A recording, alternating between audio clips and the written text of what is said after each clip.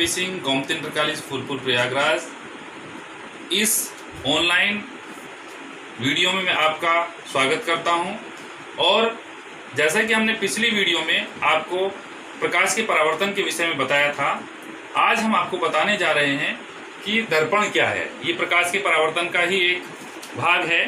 और ये देखिए दर्पण, दर्पण क्या है, दर्पण कितने प्रकार के होते हैं, उनके विषय में हम बताएंगे। आज बहुत ब्रीफली आपको जानकारी इसकी देने वाले हैं हम, ताकि आप पूरी तरह से अच्छी तरह से इसको समझ सकें। वीडियो देखने से पहले एक रिक्वेस्ट, आप मेरे चैनल को सब्सक्राइब कीजिए, लाइक कीजिए, शेयर कीजिए और बेल आइकन को दबाना मत भूलिए, ताकि मेरी हर वीडियो की नोटिफिकेशन सबसे पहले आपके पास तक पहुंच सके। तो आइए चर्चा करते हैं। अब हम अपनी इस वीडियो में दर्पण क्या है आइए देखते हैं। पहले प्रैक्टिकली हम आपको दिखाना चाहते हैं कि दर्पण होता क्या है। देखिए दर्पण की जो डेफिनेशन होती है, दर्पण की जो परिभाषा होती है, ये आप देख रहे हैं कांच की एक प्लेट है जिसके आर पार देखा जा सकता है। ये कांच की सतह है, इस पर जब चांदी की धातु का लेप किया जाता है, चांदी धातु का लेप किया जाता है, उसके ऊपर चांदी धातु के लेप के ऊपर रेड लेड ऑक्साइड का लेप किया जाता है, तो वो कुछ इस तरह से बन जाती है। आप देख रहे हैं इस तरह से शीशा आईना बन जाता है, जिससे हम अपना चेहरा देख सकते हैं या कोई भी चीज़ हम देख सकते हैं। तो इस तरह से ये बन जाता है। तो आप देखिए परिभाषा, जैसा कि हमने बताया है, आप देख रहे हैं कांच की सतह पर चांदी धातु की परत लगाकर उसके ऊपर रेड लेड ऑक्साइड का पेंट किया जाता है, दर्पण कहलाता है। एक बार फिर से मैं आपको बता देता हूं। देखिए ये कांच की सतह है, कांच की सतह पर जब चांदी धातु का लेप किया जाता है और उसके ऊपर रेड लेड ऑक्साइड का लेप किया जाता है, तो कुछ इस तरह से होता है। ये देखिए आप देख रहे हैं, ये रेड लेड ऑक्साइड का लेप है। और जो चमकदार ये शीशा बना, ये चांदी की धातु के कारण बना। ये चमकदार शीशा जिसमें हम अपना चेहरा देख सकते हैं, ये चांदी की धातु का इस पे लेप किया जाता है। उसी के ऊपर रेड लेड ऑक्साइड का लेप किया जाता है, ताकि जो चांदी की परत है वो सुरक्षित रहे, इसलिए इस पर रेड लेड ऑक्साइड का लेप किया जाता है। तो आइए अब पता करते हैं इसके बारे में कि दर्पण होता क्या है और कितने प्रकार का होता है। यहाँ देखिए दर्पण कांच की सतह पर चांदी धातु की परत लगाकर उसके ऊपर रेड लेड ऑक्साइड का पेंट किया जाता है, दर्पण कहलाता है। अब आते हैं हम दर्पण के प्रकार, काइंड्स ऑफ मिरर। दर्पण के प्रकार, मुख्यतः दर्पण दो प्रकार के होते हैं। नंबर एक समतल दर्पण, जिसको हम प्लेन मिरर बोलते हैं अंग्रेजी में। समतल दर्पण कैसा होता है?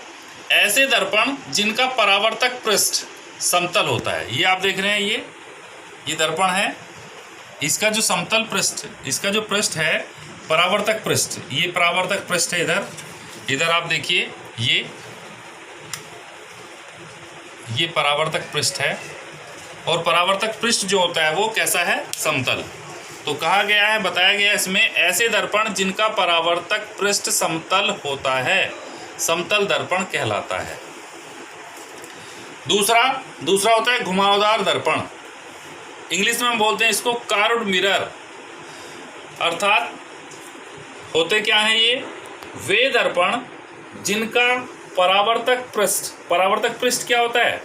जिस पृष्ठ से प्रकाश का परावर्तन होता है, वह पृष्ठ परावर्तक पृष्ठ कहलाता है। तो वे दर्पण जिनका परावर्तक पृष्ठ या तो खोखले गोले का भाग हो या परवलयिक रूप में हो, घुमावदार दर्पण कहलाते हैं। एक बार फिर हम आपको बता देते हैं घुमावदार दर्पण।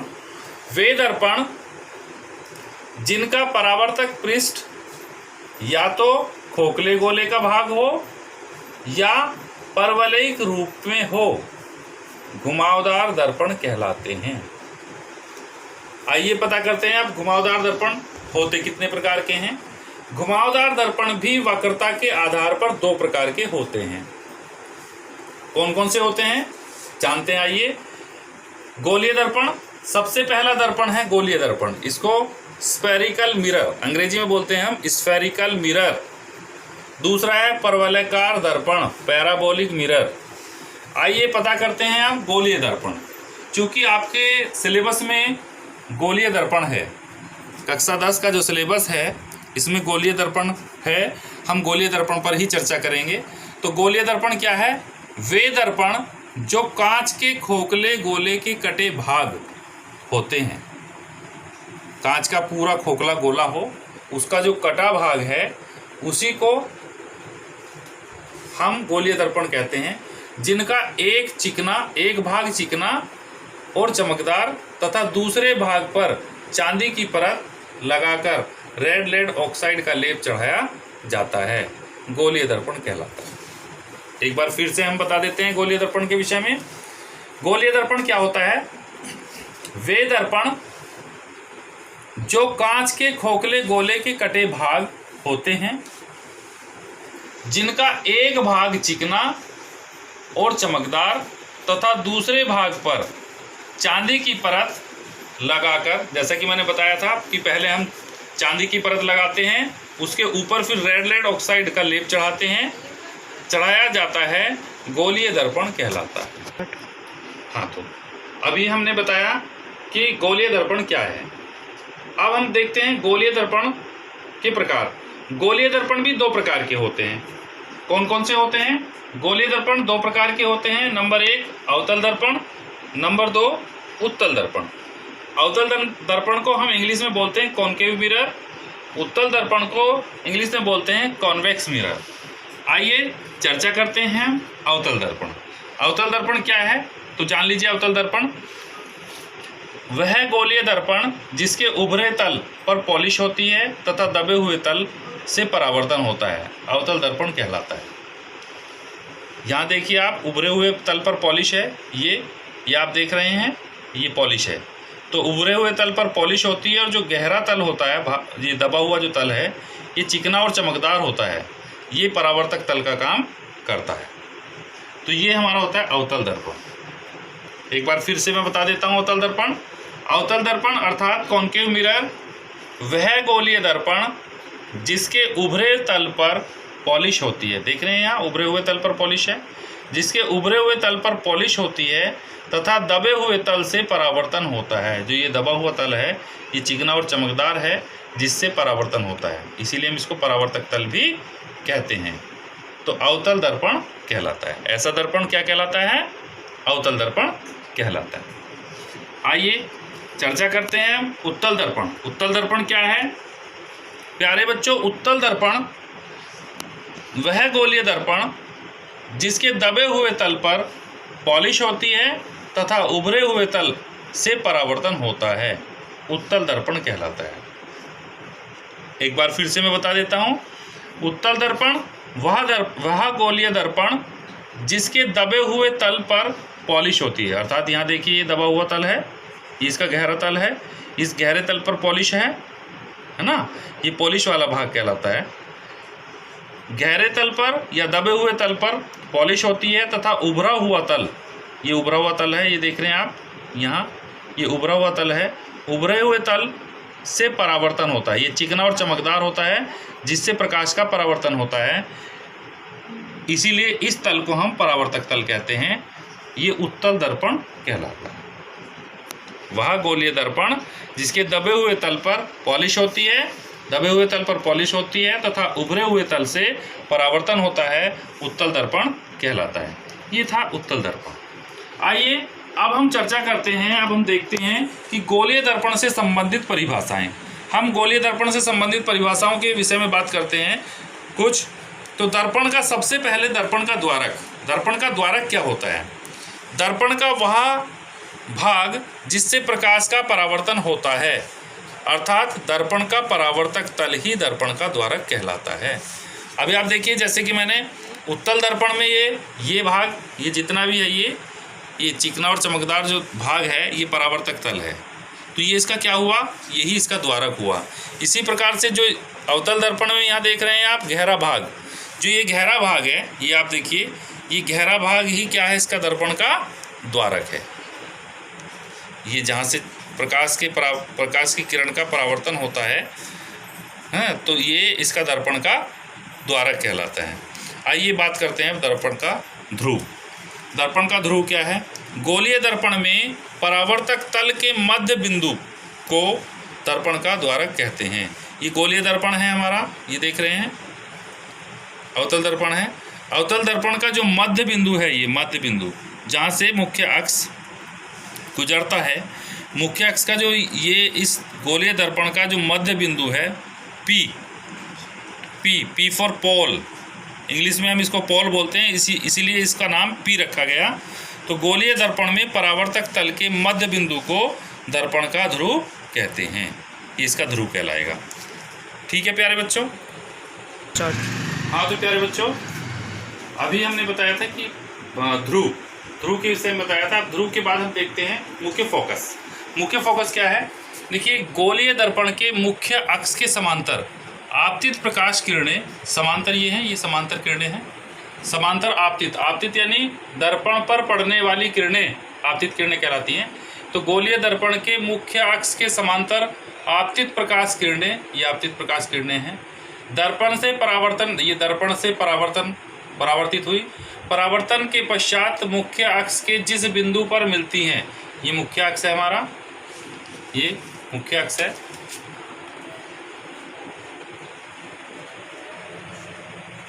ये मुख्य अक्ष है।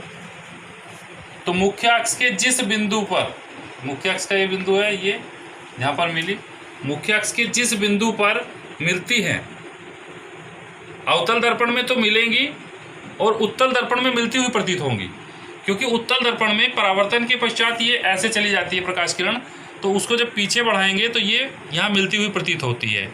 ये आप देखिए, उत्तल दर्पण में ये प्रकाश किरण निकल जाती है यहाँ से और ये यहाँ मिलती हुई नजर आती है, ये बिंदु F पर ये मिलती हुई प्रतीत होती है।